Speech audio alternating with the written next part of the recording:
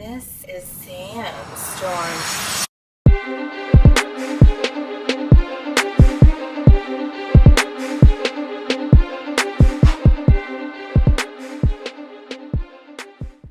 What's going on, YouTube? This your man Trey Vito back with another Vito Variants, man. We got a special guest. Noto, what's happening?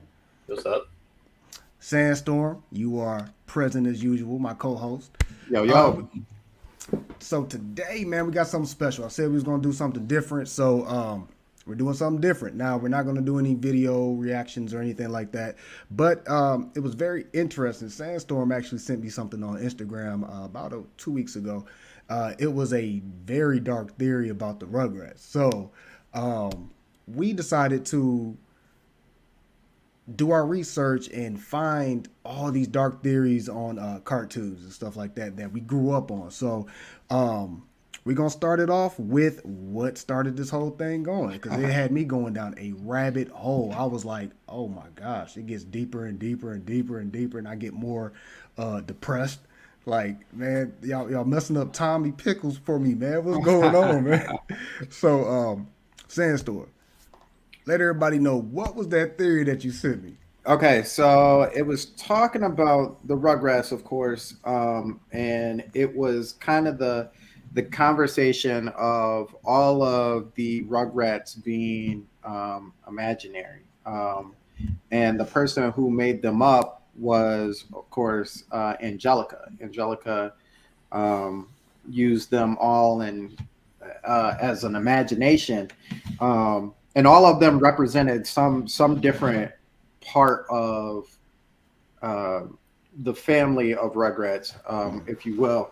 So, for instance, if I can remember this theory correctly, Tommy was stillborn, if I remember correctly. Yeah. And obviously, is it Drew? No, Drew is the brother. Yeah. No, Yeah, Drew. Yeah, Stu. Yeah. Stu is a toy maker, and that's why a lot of times you'll see Stu making toys, and they'll look a lot like Tommy. But Angelica is made up Tommy to look like how he is.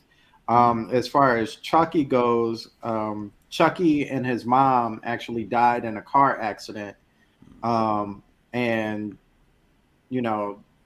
she kind of, Chucky is the oldest one, so he's the closest one to her age. But Chaz has, I can't remember what kind of, some form of depression or whatever.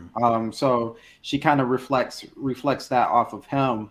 As far as the twins go, Phil and Lil, they were I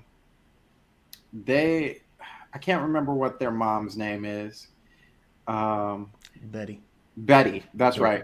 So Betty had an abortion, and so Angelica, at the time, obviously they didn't know whether the baby was going to be a boy or a girl, so she imagines them as twins. And so that's like the core of them. So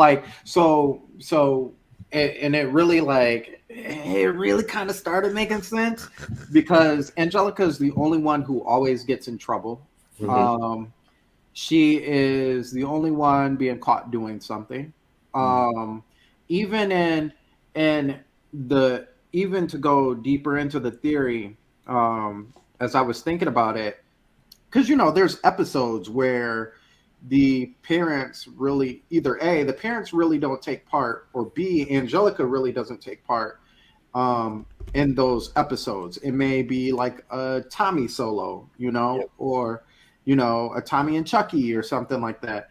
Those are actually part of Angelica's dreams, and she actually dreams those moments up when she's not actually in them. But the one episode that I really remember, and I was like, dang, like, yo, there might be something to that, is the episode where they're watching the football game. Oh yeah. They're doing the Dallas Cowboys versus the Super Bowl, New York Giants. Yes. Yeah. and so they're and that was like one of my favorite episodes because they actually like the Mine kids are too. playing football Yeah. and all that. And they're fighting over chocolate milk. But Oh yeah. but outside of Grandpa giving Tommy a bottle, and you can even say at that moment that was like, you know, Angelica's toy that Stu gave her. Um, None of the parents ever acknowledge any of the kids throughout that whole not Episode. yeah, Yeah. not Chucky, not Phil and Lil, like none of them. All the way to the end where Angelica finally gets the bottle and the bottle's empty and she's like, "Yeah, it's empty."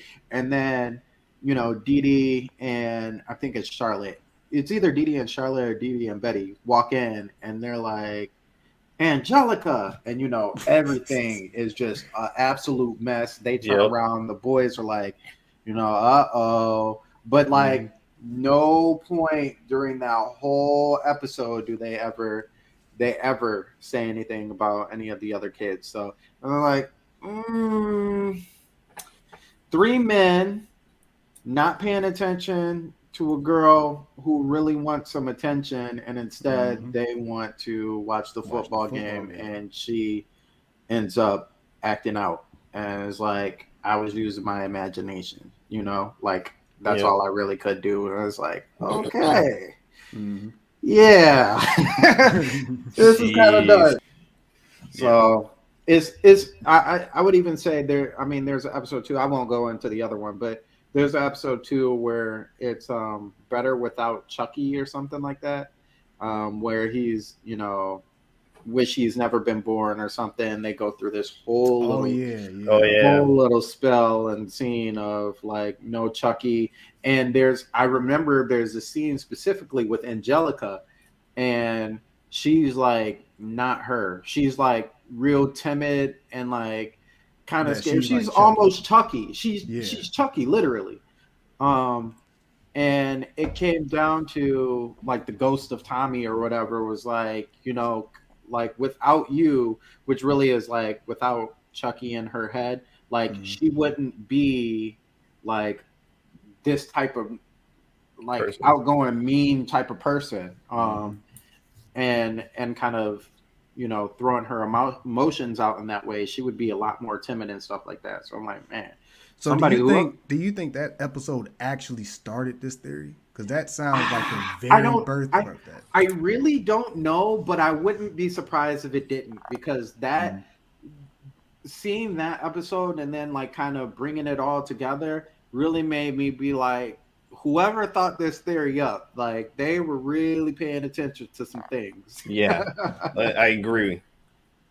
The only plot hole about that theory, which I don't want to tear down the theory because it is crazy, but I have to, is you got to add in Susie, Yep. right? Yeah. So they said in that theory that Susie, you know, just had sympathy on Angelica because she has this mental breakdown, because the reason why she's imagining these kids is because her mom died. Her real mom died, and the representation of her real mom is actually Cynthia the doll, because her mom died over an overdose of drugs. And so the lady that's her mom in the series is really not her mom. That's like her stepmom. But the person that, you know, she can confide in is Susie, and Susie has sympathy on her, so she plays along like the kids are there, Right. but they're really not. The only thing that actually shoots this whole theory down is when there's an episode called Meet the Carmichaels. When Susie actually comes in, she introduces herself to Tommy. Before she knew Angelica. Yeah. So it's kind of like, Yeah. if that was the case, then Right. you know what I mean? Even if that was a dream, like I said, in all the other situations, she wouldn't have known who Susie was before she had that dream. So Yep. So of course that's what the creators kind of, you know, try to hint out there and stuff like that. Then they started adding people, man. Yeah. Yeah. Like Dill and Chucky's sister. Yeah. And then they did that one episode where they actually all, when they're grown up, to lead into that new series. Yeah. Mhm. That was Yeah. like, Yeah.